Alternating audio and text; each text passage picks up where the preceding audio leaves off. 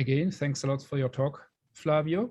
And the next speaker will be Nobuaki Mizumoto. I'm not sure whether you are in Japan or here in Europe. In any case, thanks for joining us. You have 10 minutes to present us your talk. Thanks a lot. So thank you so much for introduction, and thank you everyone for coming to hear my talk. So I'm Nobuaki Mizumoto from Okinawa Institute of Science and Technology in Japan. Today, I would like to talk about termite tunnel excavations, mainly focusing about its behavioral mechanisms, and want to mention something about the evolutionary perspectives of these behaviors. So please enjoy my talk. Let's see, okay. So in the first, I would like to thank to my collaborators and advisors and all people who supported me. So thank you very much. And I would like to begin my talk because of time is limited. So as in the topic of this symposium, social insects build a lot of complex structures as a group.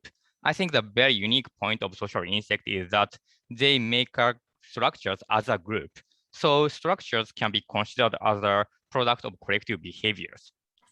And in this case of collective behavior study, we consider that the mechanism is based on the cell organization systems. So it means that their behavior for making something is not based on the instructors, so order from their instructors or blueprints. Instead, their behavior is based on the simple behavior rules for them and very local interactions based on the local informations. So I think this is really interesting system because as a group of animals can do something really complex as a group. So I think this is really beautiful systems. So mechanism is very interesting. But at the same time, when we observe such a really complex system in nature, of course, we feel like how it is possible we get that behavior in the first place as a result of the evolutionary history. So my research goal is to combine these two aspects, mechanisms and evolution of collective behaviors. For this purpose, I have been working on termites because they are really good model systems. In the first place, they look really cute and squishy, and sometimes it looks really tasty. But more than that, what is important is that they are nesting building behaviors. They show a really great diversity and really good gradations of the complexity of nest constructions. For example, some species make a small, simple structures. They are living piece of wood, and their structure is like when the nest is broken, they just make some structures to plug it. On the other hand, some species go out of their feeding wood and try to look for some food materials by making underground tunnels or these type of shelter tubes. And finally, as you know, some species make a really big and complex mounds. So by using this very big diversity, we can, by comparing them, we can know what type of change is responsible for the evolution of nesting behaviors. So in the first place, if we want to do the comparative analysis of nest construction behavior, what to compare? Of course, when we observe the different nest structures, they build this structure by behavior, so behavior should be somehow different between species. So what is important is we need to know the mechanical relationship between structures and behaviors.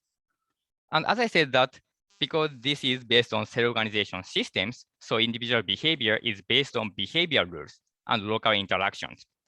So it sounds really simple. Different structures should come from different behavior rules or different parameters for interactions. And actually, previous studies, mainly simulation studies, predicted that this should be right. So it means that even with the same behavior rules, by changing the parameters for social interactions, they can create a very diverse structures. So in this study, I want to test this hypothesis using the termite nesting behavior. In this study, I'm focusing on the tunnel excavations. So some species of termites are eating wood, but at the same time, they make underground tunnels to look for other food resources. So this nest building behavior, so tunneling behavior, is kind of a foraging behavior. So can be reflecting the foraging strategies, which might be different across species. So in this study, we compared 3 different termite species, especially focusing on the independent evolution of tunneling between Paraneothermes and Heterothermes or Echirothermes.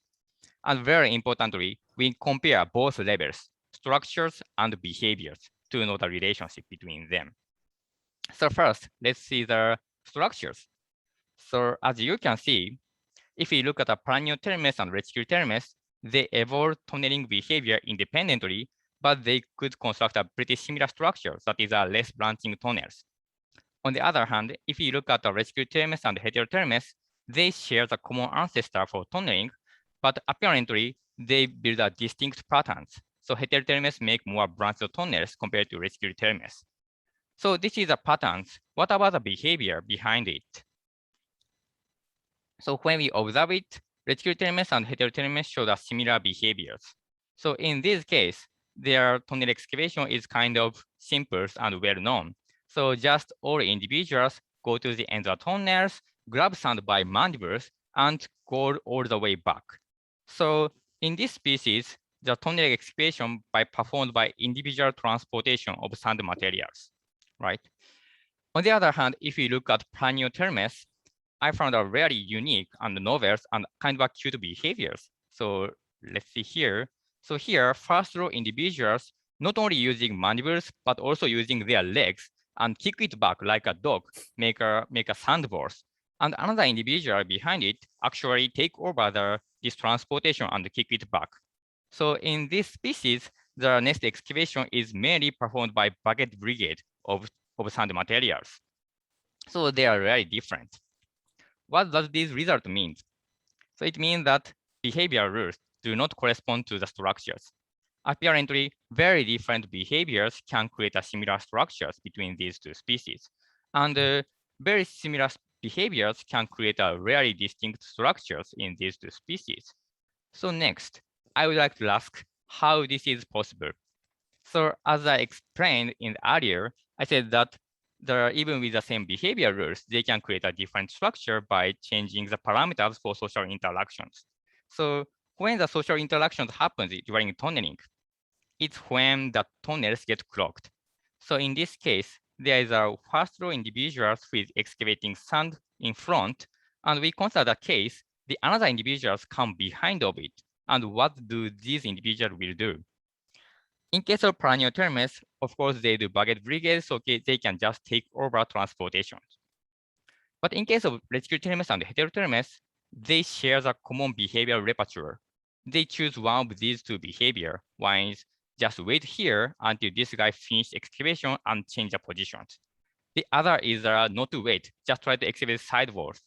And super interestingly, these two species are different in the proportion of using these two options. Reticulatermes are more patient, they can wait. And Heterotermes are not less patient, they try to excavate side walls. So we consider that this difference in the proportion result in the different structures. So make a simulation model that is super simple. Just all termites go to the end of the tunnels, grab sand, go back. And when they get clogged, this guy may choose two different behavior. One is waiting and one is exhibit side walls depending on these probabilities. And these simple simulations can recreate observed patterns. Like in this case, Reticulatermes make less branching tunnels and Heterotermes make more branching tunnels.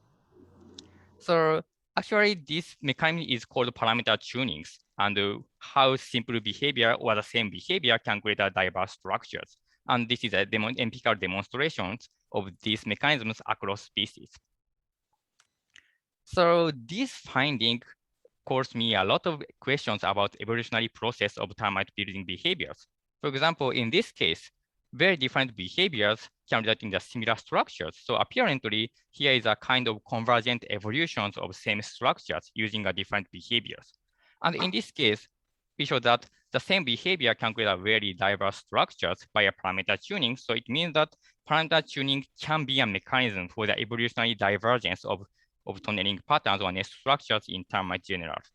So I am trying to answer these questions by extending comparative analysis across the phylogenies using multiple different species.